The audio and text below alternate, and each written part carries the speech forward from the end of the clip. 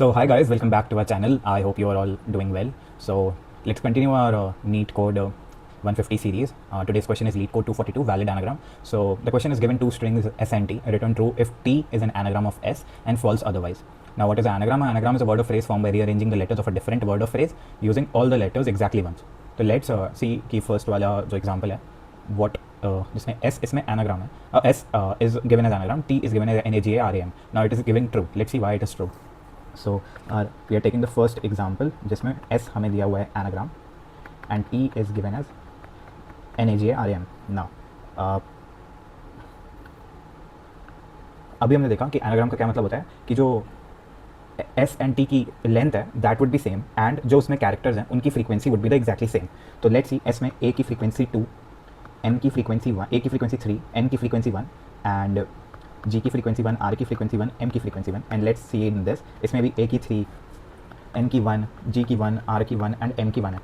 तो S और T की लेंथ भी सेम है एंड ऑब्वियसली अगर लेंथ मतलब फ्रीक्वेंसी अगर सेम है तो लेंथ सेम ही होगी. सो एंड जो सारे वर्ड्स हैं उनकी फ्रीक्वेंसी भी सेम है. So we can infer that T is a anagram of S. Now let's see second example. Like let's say S is given as rat and T is given as TAT tat. ठीक है. Now let's test in this. तो R की frequency S में है 1, A की 1, T की 1. ठीक है. Let's see in T की इसमें 2 है, A की 1 है. तो T can never be an anagram of S. Obviously क्योंकि T में दो बार T आ रहा है जो TAT है इस वजह से and we can't what is the question say. Let's read it again that what is anagram.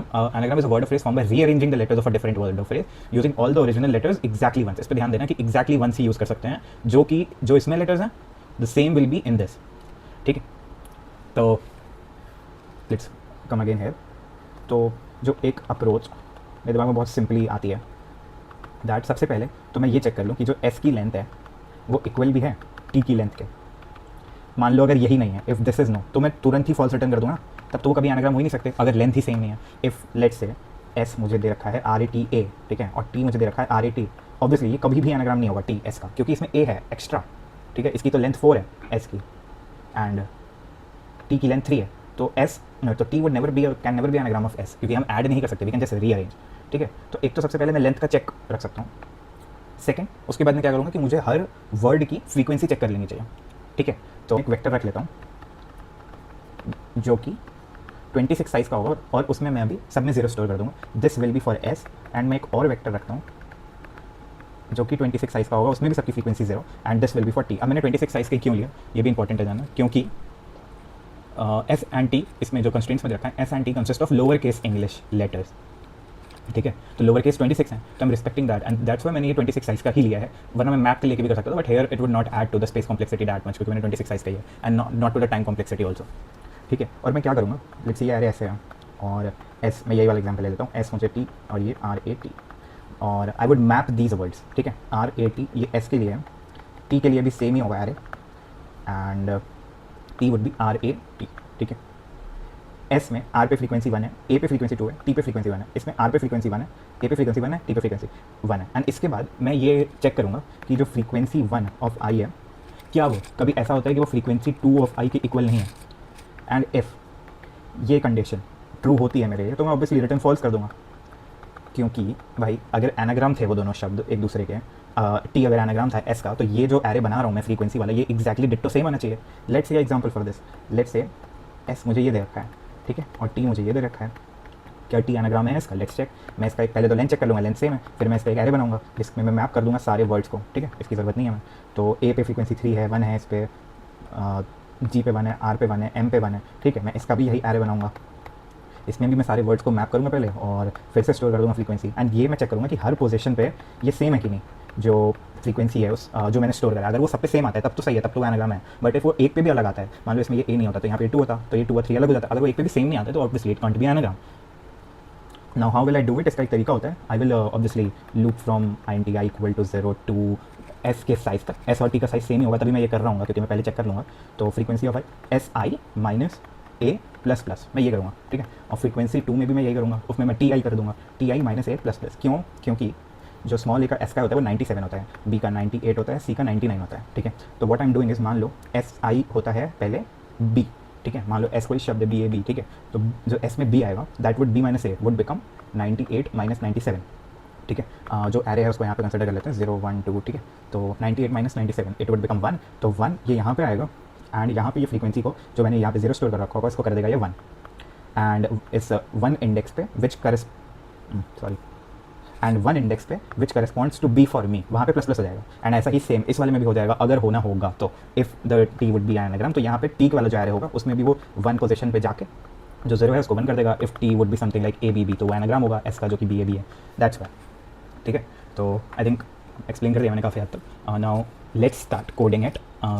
सबसे पहले मैं चेक कर लेता हूँ कि जो एस का साइज़ है is that even equal to T का साइज़, ठीक है। नाउ लेट से ऐसा नहीं है, ठीक है, तो फिर फॉल्स रिटर्न करना है ऑब्वियसली, लेकिन अगर ऐसा है तो फिर हमें आगे चेक भी करना है। तो अगर एस का साइज़ टी के साइज़ के इक्वल नहीं है तो let's return false at this stage only, ठीक है। हम आगे क्यों जाएंगे इफ़ दोनों का साइज़ इक्वल नहीं है, ठीक है। Now let's take a frequency array vector identity frequency 1, ठीक है। मैं 26 लेंथ का रखूँगा, मैंने एक्सप्लेन कर दिया कि मैं 26 लेंथ का ही क्यों ले रहा हूँ। और एक और ले देते हैं फ्रीक्वेंसी 2, तुम कुछ भी नाम दे सकते हो, 26 लेंथ का, जिसमें मैं अभी सब में 0 स्टोर कर रहा हूँ, ठीक है, फ्रीक्वेंसी 2, ठीक है। Now this is for S and this is for T, this is called the frequency array. तो अब हमें इस फ्रीक्वेंसी एरे को फिल भी करना है, I equal to 0, I less than, किसी के साइज़ तक भी चलाओ उससे फ़र्क नहीं पड़ता आई को, क्योंकि और दोनों का साइज़ तो सेम ही है, अगर साइज़ सेम नहीं है तो ऊपर ही वो फॉल्स रिटर्न कर देगा, ठीक है। तो frequency 1 S I minus A plus plus, ये जाके उस वाले पोजीशन पे करेगा प्लस प्लस, एंड फ्रीक्वेंसी 2 यहाँ पे मैं करूँगा T I minus A plus plus, ठीक है। सो ये है इंक्रीमेंट करने के लिए फ्रीक्वेंसी को इन एस, एंड ये है increment frequency of words in T, ठीक है। दोनों में मैंने इंक्रीमेंट कर दिया। अब मैं चेक कर लूँगा कि हर पोजीशन पे चीज़ें सेम है कि नहीं, कि फॉर वापस से करते हैं for anti I less then, अब तो फ्रीक्वेंसी 1 का साइज़ ले लो, 2 का साइज़ ले लो, दोनों का साइज़ 26 ही है, तो आई प्लस प्लस। अब हमें यहाँ पे चेक करना है कि ये दोनों हर पोजीशन पे इक्वल है कि नहीं। तो फ्रीक्वेंसी 1 आई, अगर मान लो मुझे कोई भी ऐसी पोजीशन मिलती है on which these both two values are not equal, तो मैं तुरंत रिटर्न फॉल्स कर दूंगा, ठीक है। मान लो मुझे ऐसा कुछ मिलता ही नहीं है तो मुझे रिटर्न ट्रू ही करना है, ठीक है, अगर हर जगह मुझे इक्वल मिलता है। तो let's test it out on example cases, कोई स्पेलिंग मिस्टेक ना किया बस, यूज़ ऑफ फंड, हाँ लगे रहा था false. Let's now run it, okay.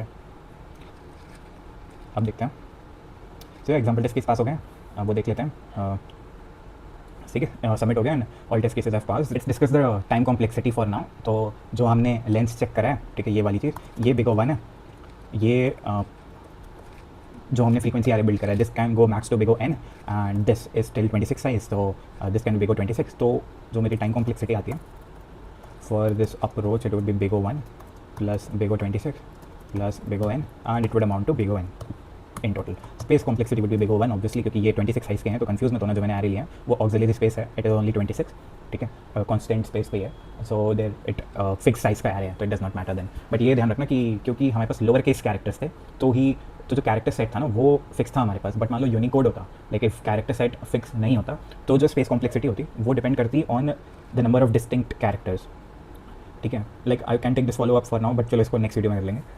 Basically अगर यूनिकोड कैरेक्टर्स होंगे ना तो होगा क्या कि जो मेरे कैरेक्टर्स हैं ना वो फिक्स नहीं होंगे, then there can be distinct characters, तो फिर हमें उस हिसाब से देखना पड़ेगा स्पेस कॉम्प्लेक्सिटी को and whether it would pass और नॉट, ठीक है। तो this question is done, thank you guys, let's meet in the next video, take care, bye bye.